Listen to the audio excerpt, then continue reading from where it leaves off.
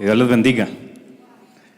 Es un gusto esta mañana poder compartir con ustedes la enseñanza y como mencionaban hace un ratito, vamos a estar en el Salmo 42. Los salmos son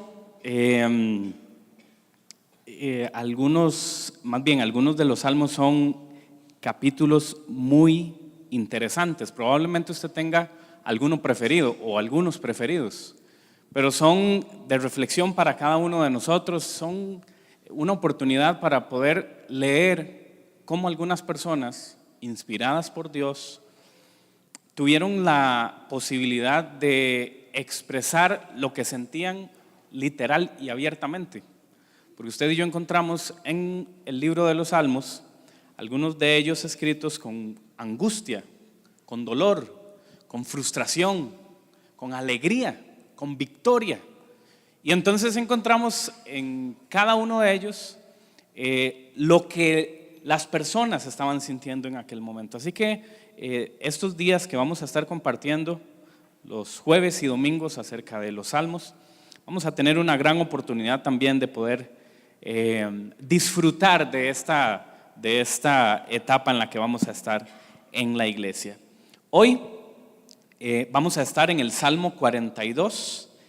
El Salmo 42 se dice y se habla que está escrito en uno solo con el Salmo 43, es decir, que deberían de verse el Salmo 42 y el Salmo 43 como uno solo. Esto porque algunos de las frases que encontramos pues se repiten y a lo mejor es por eso que se interpreta que es un solo salmo. Pero bueno, para poder usted y yo aplicarlo y entenderlo mejor, hoy solo vamos a atender, a revisar y a ver el Salmo 42. Es un salmo impresionante, sinceramente, y francamente es uno de los que a mí más me gusta. El Salmo 42 es una oración de el escritor consigo mismo, es decir, está hablando, está haciendo una oración, pero está como hablándose a sí mismo por la situación que está viviendo. También es un momento de angustia, es un momento de dolor para esta persona o para las personas que lo escribieron, pero también no hay duda que es un salmo que también refleja la vivencia del ser cristiano. Así que por eso es que nos da la oportunidad de poder vernos reflejados en lo que esta persona escribió. Probablemente en algún momento usted y yo nos hemos sentido como el escritor de este salmo. Y algunos de los episodios y algunos de los pasajes a lo mejor podrían reflejar la vivencia que tiene usted y yo como cristiano. Y por eso es que es importante que usted y yo podamos revisarlo, porque nos va a dar la oportunidad de poder entender cómo seguir adelante en medio de cualquier circunstancia. Este hombre, o esta persona, o estas personas que estaban escribiendo este salmo, atravesaron momentos de angustia, pero también reconocieron el poder que tiene disfrutar la presencia de Dios. Y quiero referirme a las personas que lo escribieron. Dice que el Salmo 42 fue escrito por los hijos de Coré. Los hijos de Coré, ustedes habrán escuchado en algún momento que los hijos de Coré tuvieron un episodio con su padre y algunas personas en el tiempo del pueblo de Israel en el desierto, porque ellos se rebelaron contra Moisés y Aarón y por ende contra Dios, y entonces ellos recibieron un castigo. Dice la Biblia que la tierra se los tragó literalmente. Pero lo curioso de esto es que en Números capítulo 26 encontramos que los hijos de Coré no perecieron, sino que quedaron vivos. Así que por eso es que se asume o se entiende que este salmo y algunos otros fueron escritos por la descendencia de Coré. No necesariamente los hijos, ¿verdad?, sino la descendencia, sino que años después, descendientes de la familia de Coré tuvieron la oportunidad de escribir algunos de estos salmos. El 42 es uno de ellos. Y en él encontramos lo que una persona vivía o vive cuando tiene desesperación por la presencia de Dios. Y ahora sí, quiero que me acompañe, por favor, a los primeros versículos de este salmo. El versículo 1 dice: como el siervo anhela las corrientes de las aguas, así te anhelo a ti, oh Dios. Desde el inicio, el escritor está dejando ver su necesidad, su deseo, su desesperación, su hambre por la presencia de Dios, y lo hace utilizando una comparación o una metáfora. Cuando se refiere al siervo que está buscando las corrientes de las aguas, probablemente está hablando del momento de angustia que utiliza el animal el ciervo, cada vez que está siendo perseguido, ya sea por un cazador o por algún depredador, y la libertad y la oportunidad que tiene cuando va a las corrientes de las aguas de un río para sentir libertad. Así que cuando el siervo huye, cuando está desesperado, cuando está asustado, trata de ir a las corrientes de las aguas porque allí se siente seguro. Entonces el escritor está comparando la desesperación que tiene un animal indefenso por la necesidad de las aguas.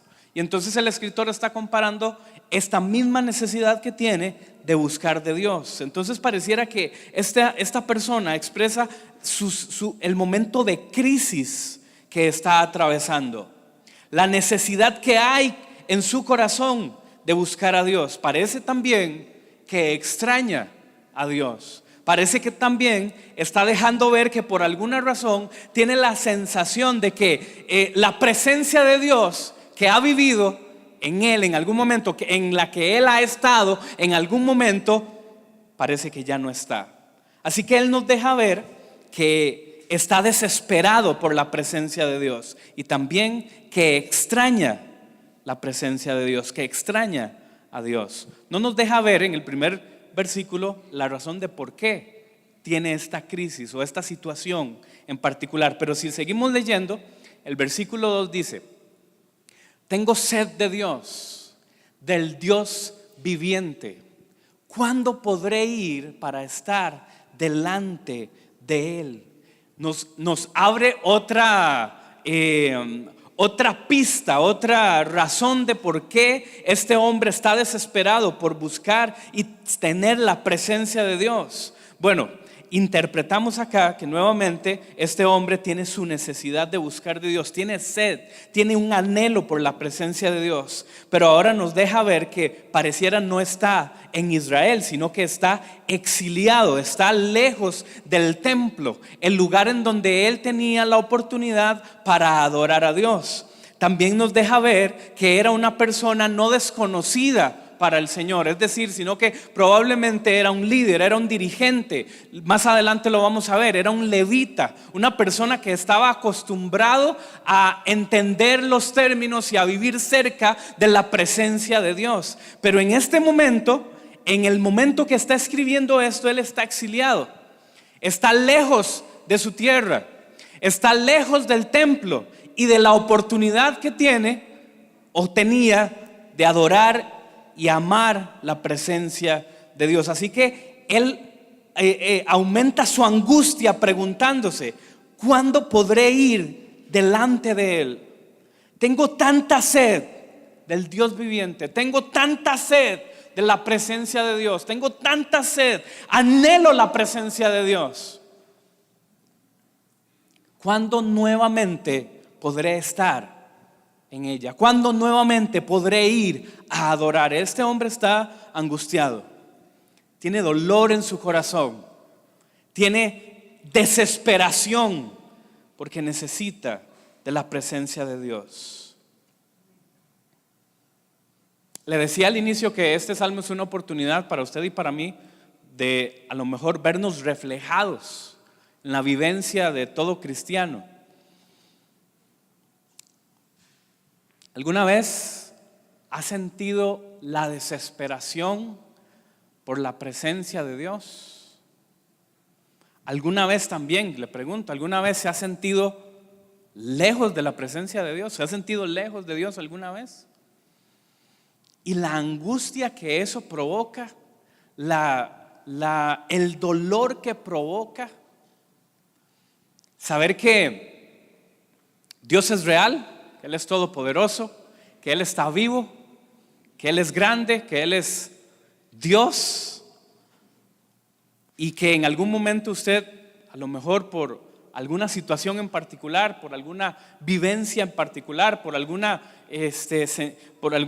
decisiones que a lo mejor hemos podido tomar, ¿alguna vez se ha sentido lejos de eso? Porque una cosa es que alguien nunca haya conocido a Dios y entonces no sepa de qué está hablando o no sepa de qué estamos hablando. Pero una vez que usted y yo conocemos a Dios, una vez que usted y yo hemos estado en su presencia, nuestra vida nunca más va a ser igual. Nuestra vida nunca más puede ser la misma. Porque se convierte en lo más importante que usted y yo podamos tener. Lo más importante que usted y yo podamos vivir. Entonces nuestra vida, cuando estamos con Dios, cuando amamos a Dios, cuando queremos de Dios, cuando aprendemos de Dios, nuestra vida es transformada. Y este hombre o esta persona que está escribiendo esto está diciendo: tengo tanta sed, tengo sed del Dios viviente. ¿Cuándo podré presentarme delante de Él? El versículo 3 nos sigue diciendo algunos detalles de lo que está ocurriendo en su vida. Y dice: día y noche solo me alimento de lágrimas. Está angustiado, está tremendamente triste este hombre. Y dice: día y noche solo me alimento de lágrimas, mientras mis enemigos se burlan continuamente de mí, diciendo: ¿y dónde es que está tu Dios?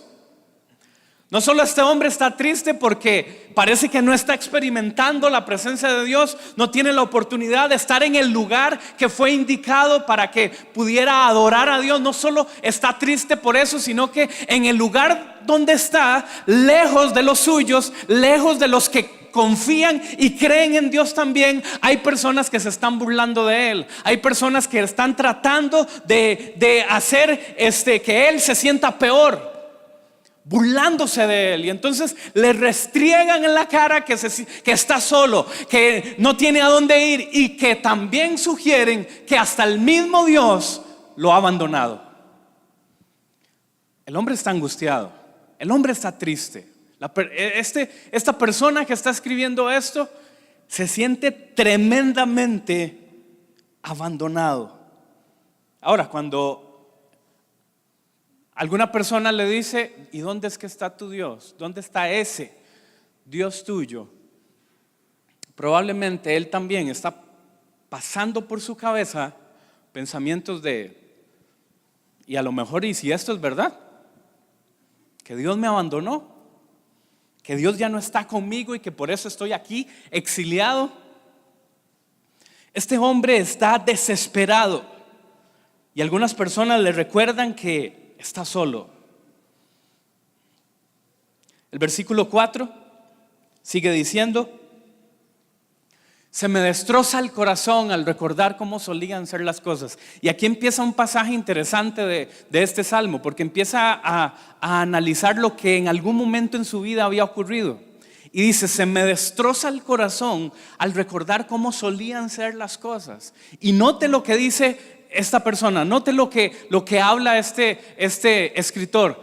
Yo caminaba entre la multitud de adoradores. Es decir, había experimentado la oportunidad de adorar a Dios, y en medio de la gente yo estaba ahí. Yo caminaba entre la multitud de adoradores. Es más, no solo eso, encabezaba la gran procesión hacia la casa de Dios. Es decir, era alguien que no solo participaba de este tiempo de adoración, de este tiempo de ir a la casa de Dios, al templo para adorar y presentar ofrendas y hacer sacrificios. No solo participaba, sino que encabezaba la gran procesión de toda esta gente que se dirigía hacia la casa de Dios, cantando de alegría y dando gracias en medio del sonido de una gran celebración. recuerda esto como algo que ya no puede vivir, como algo que ya no tiene la oportunidad de vivir. Quiero recordarle, porque este versículo nos deja ver también que no solo está extrañando aquellos días este hombre, sino que también está acostumbrado, es una persona que está acostumbrada a dirigir personas hasta la casa de Dios. Es decir, tiene responsabilidades de hacer esto, o tenía en algún momento. Alguien que pasó, a quien le pasó algo que lo hizo alejarse y pareciera no puede regresar. Alguien que está con mucha tristeza, angustiado, deprimido y que extraña lo que hacía. Quiero contarle que la familia de Coré, es decir, los descendientes de Coré, desde Coré y todos los descendientes, eran parte de los levitas. Y los levitas eran las personas encargadas de ayudar en el templo a los sacerdotes, asistir a los sacerdotes en todo lo que fuera necesario. Y entonces, cuando este hombre se refiere acá a que él recuerda esos días cuando tenía la oportunidad de dirigir a la gente a la casa de Dios, cuando tenía la oportunidad de estar en el templo y adorar, lo que está diciendo es que él era parte de estos que dirigían a otros a la presencia de Dios como levitas. En segundo de Crónicas, capítulo 20 y versículo 19 encontramos que lo siguiente: después los levitas de los clanes de Coat y de Coré se pusieron de pie para alabar a viva voz al Señor, Dios de Israel. Y en este versículo entonces nos deja ver que los descendientes de Coré tenían la oportunidad de ser cantores o que estaban relacionados con la adoración del templo como parte de sus funciones como levitas. Y entonces tenemos que preguntarnos aquí, ¿qué funciones tenían? ¿Quiénes eran los levitas y qué era lo que hacían? Pues ellos tenían a cargo la responsabilidad de asistir, como les decía, asistir a los sacerdotes en el templo. Y podemos ver Primera de Crónicas, capítulo 23 y versículo 28, cómo hace una pequeña explicación de esto. Y muy rápidamente lo vamos a leer. Dice: el trabajo de los levitas consistía en ayudar a los sacerdotes, los descendientes de Aarón, mientras servían en la casa del Señor. También se ocupaban de cuidar los atrios y los cuartos laterales. Ayudaban en las ceremonias de purificación y servían de muchas otras maneras en la casa de Dios. Sigue describiendo el versículo 29. Estaban a cargo del pan sagrado que se colocaba sobre la mesa, de la harina selecta para las ofrendas de grano y de las obleas preparadas sin levadura, de los panes cocidos en aceite de oliva, de los demás panes. También eran responsables de verificar todas las pesas y las medidas. El versículo 30 dice: además, cada mañana y cada tarde se presentaban delante del Señor para entonarle canciones de agradecimiento y de alabanza. Ayudaban con las ofrendas quemadas que se presentaban al Señor cada día de descanso, en las celebraciones de Luna Nueva y en los demás festivales establecidos. Un número requerido de levitas servía en la presencia del Señor, siempre siguiendo los procedimientos que se les había indicado. Por lo tanto, bajo supervisión de los sacerdotes, los levitas vigilaban el tabernáculo y el templo y llevaban a cabo con fidelidad sus responsabilidades del servicio en la casa del Señor. Entonces nótese que los descendientes de Coré, quienes escribieron el Salmo 42, eran parte de todas estas responsabilidades. Así que ellos no eran ajenos a lo que ocurría en la presencia de Dios. Ellos no eran ajenos a la presencia misma de Dios. Ellos estaban cerca cada vez que se presentaban ofrendas, cada vez que habían sacrificios, cada vez que había una oportunidad por una festividad. En aquel entonces ellos tenían responsabilidades, tenían sobre ellos responsabilidades de hacer lo que se les asignaban de acuerdo a sus funciones cerca de la casa de Dios. Así que cuando esta persona está escribiendo esto, por supuesto que está extrañando lo que vivía en algún momento, porque él tenía la oportunidad de estar cerca de Dios, él tenía la oportunidad de estar cerca de la presencia de Dios, pero ahora lejos está acordándose de aquel momento, está acordándose de aquel tiempo y siente dolor, siente frustración porque no lo puede vivir de nuevo.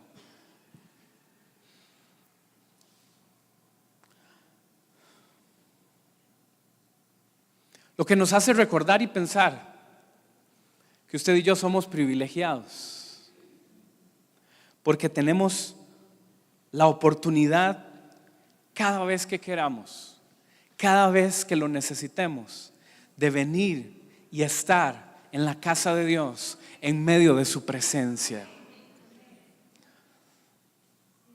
Nos hace privilegiados, porque algunos desearían lo que usted y yo tenemos. Algunos morirían por lo que usted y yo disfrutamos cada mañana, cada día, en cada oportunidad que usted y yo podemos ir a la presencia de Dios. A diferencia de este hombre que necesitaba estar en un lugar en particular para poder adorar a Dios, usted y yo lo podemos disfrutar donde quiera que estemos. Usted puede estar en su casa solo o sola, con su Biblia y con una actitud correcta, con un corazón con actitud correcta, y allí la presencia de Dios le puede visitar a usted. Usted puede ir en un bus, usted puede estar en su trabajo, usted puede estar conversando con alguien, pero usted puede estar conectado a la presencia de Dios, porque su espíritu está en conexión con la presencia de Dios. Si usted y yo tenemos una actitud correcta, somos privilegiados. Y bueno, agréguele a eso que cuando usted y yo venimos y juntos como iglesia tenemos la oportunidad de adorar como lo hicimos hace un momento, y alguna vez le pregunto, ¿ha disfrutado usted el tiempo que tenemos cuando venimos a la casa de Dios? ¿Lo disfruta? ¿Verdad que la libertad que usted y yo tenemos no es una libertad pasajera? No es una libertad, a lo mejor no la podemos explicar, eso probablemente sea así. Pero cuando usted y yo estamos en un lugar como este, con la bendición de tener a Dios en medio nuestro, usted y yo sentimos que nuestra vida cambia, que nuestra vida es transformada, que nuestra vida está en un proceso de crecimiento y de restauración, y entonces algunas cosas que hacíamos mal las dejamos de hacer mal. Nuestro vocabulario cambia, nuestra forma de ser cambia, porque el que está en contacto con la presencia de Dios, el que tiene la oportunidad de relacionarse con la presencia de Dios, poco a poco va cambiando su vida. Y no solo usted lo nota, sino que gente a su alrededor lo nota. Gente a su alrededor se da cuenta de que algo está pasando en su vida. No es usted, porque con nuestras fuerzas probablemente usted y yo no podríamos. Es el Señor que está haciendo algo en cada uno de nosotros, y a Él sea toda la gloria por eso.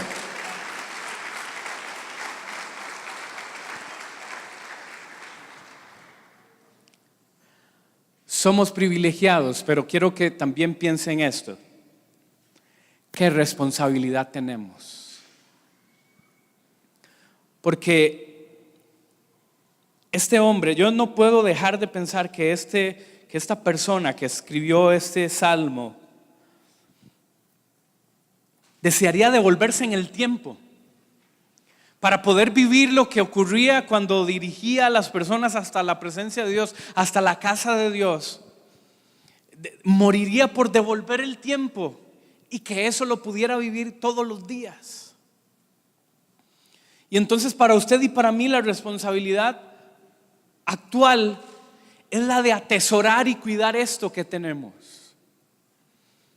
Porque tal vez no tengamos las leyes que tenían en aquel entonces Pero entonces la oportunidad que tenemos usted y yo de estar, de conocer a Dios, de crecer en la presencia de Dios, de estar con Dios, también es una libertad para que también pensemos que no es gran cosa. Y qué peligroso que usted y yo pensemos que esto sea así. Porque el privilegio que tenemos de tener libertad, de ir hasta la presencia de Dios, también representa una gran responsabilidad. Todos los que tenemos funciones en algún área en el servicio al Señor, qué gran responsabilidad tenemos en nuestras manos. Porque somos útiles por alguna razón. El Señor pensó que podíamos ser útiles por alguna razón, aún y a pesar de nuestros errores, y aún a pesar de nuestras debilidades, aún a pesar del proceso en el que todavía estamos.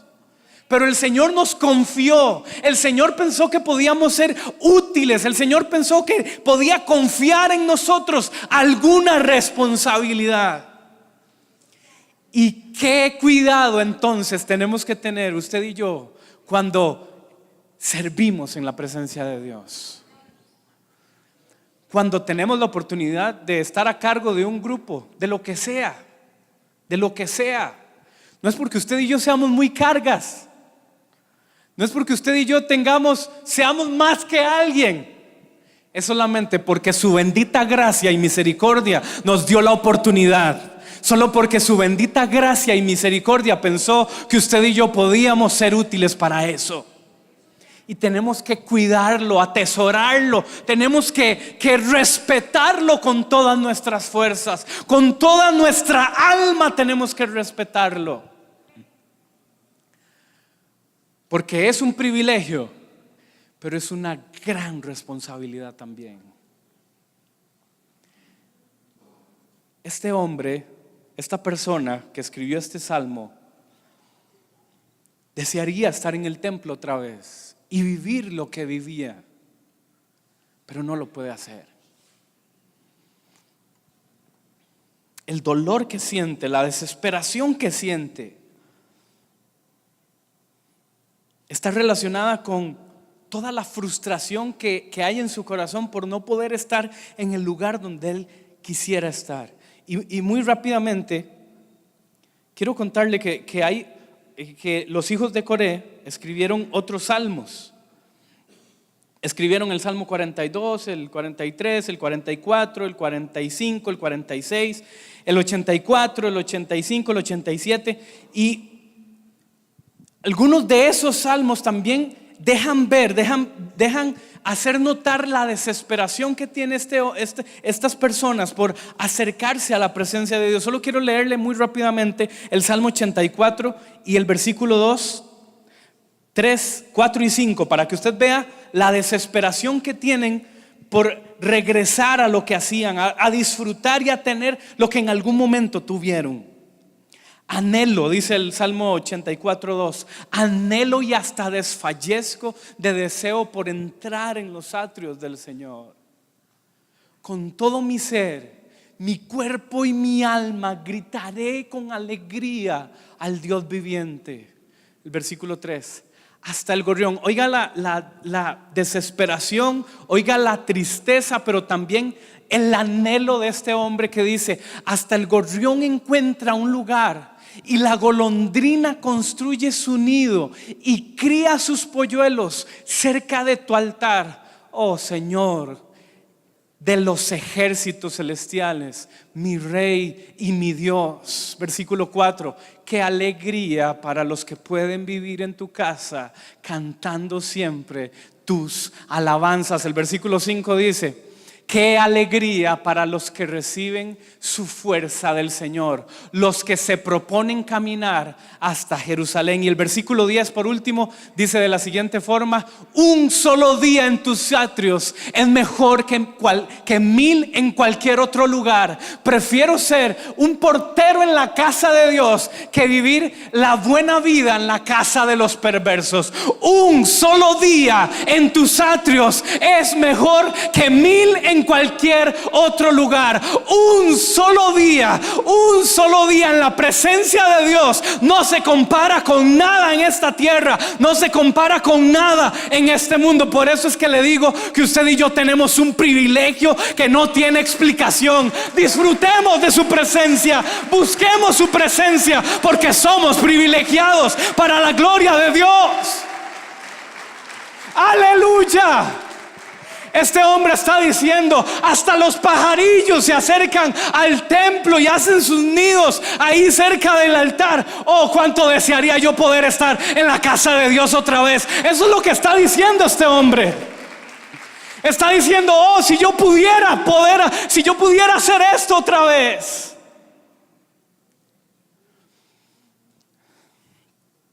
Y reconoce que no hay nada mejor que su presencia. Quiero preguntarle: ¿en su vida hay algo mejor que la presencia de Dios? ¿Hay algo mejor que usted y yo podamos disfrutar en esta tierra? Porque el cielo y la tierra pasarán, pero dice: su palabra no pasará. Usted y yo tenemos el privilegio en esta mañana de poder decir: mi vida le pertenece al Señor y nunca voy a hacerlo con todas mis fuerzas, voy a tratar con todas mis fuerzas. Puede que mañana peque, puede que mañana me equivoque, pero siempre regresaré a la presencia de Dios, porque ahí es donde está mi libertad, ahí es donde está mi sanidad, ahí es donde está lo que necesito para mi vida.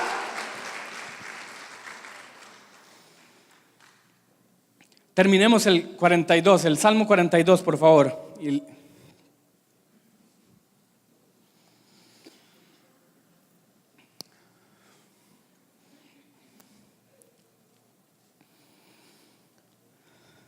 El versículo 5 dice, él al final también recobra fuerzas. Y se dice a sí mismo: ¿por qué estoy tan desanimado? ¿Por qué está tan triste mi corazón?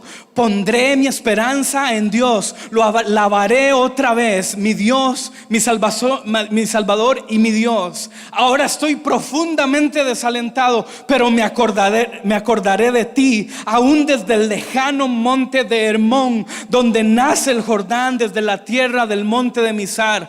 Oigo el tumulto de los embravecidos mares, mientras tus olas y las crecientes mareas me arrasan. Pero cada día el Señor derrama su amor inagotable sobre mí, y todas las noches entono sus cánticos y oro a Dios que me da la vida. Esta persona está desesperada, pero reconoce que Dios, aunque otros digan que él está solo, aunque otros digan que Dios se olvidó de él reconoce, porque conoce a Dios, que su amor inagotable está sobre él todos los días.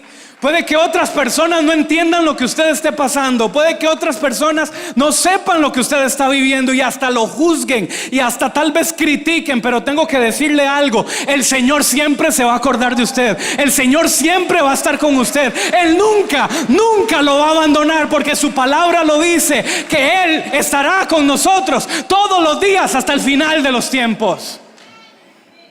No importa lo que digan otros, lo que el Señor dice es lo que usted y yo vamos a creer. No importa lo que otros crean. Si otras personas no quieren seguir al Señor, no importa, nosotros sí lo vamos a hacer.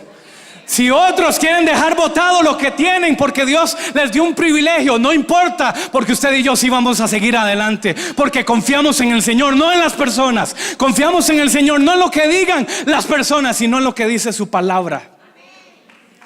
Y su palabra dice que cada día el Señor derrama su amor inagotable sobre mí, y todas las noches tengo la oportunidad, entono cánticos y oro a Dios que me da vida.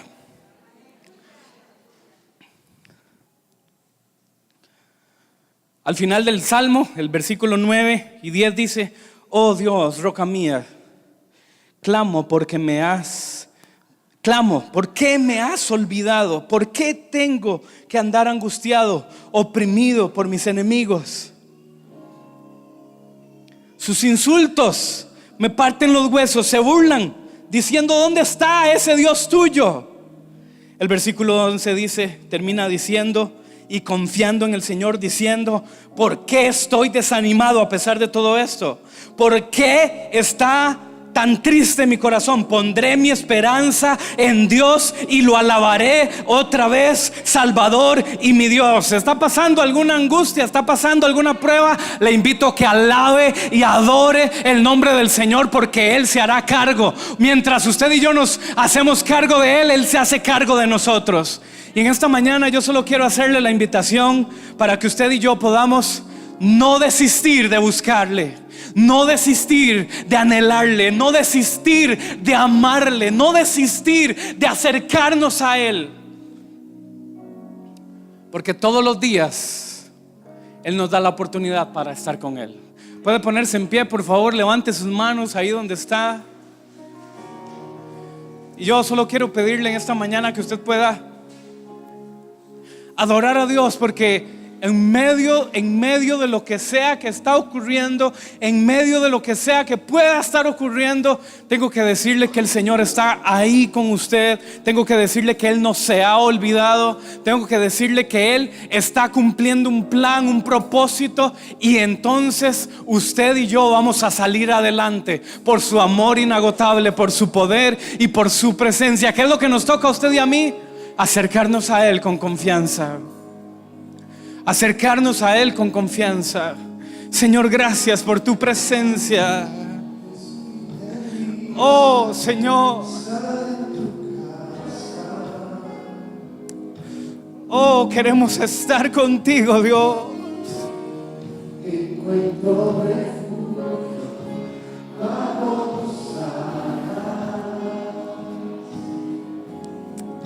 Sí, Señor.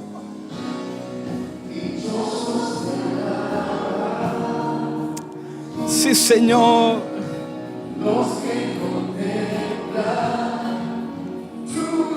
Dichosos, dichosos.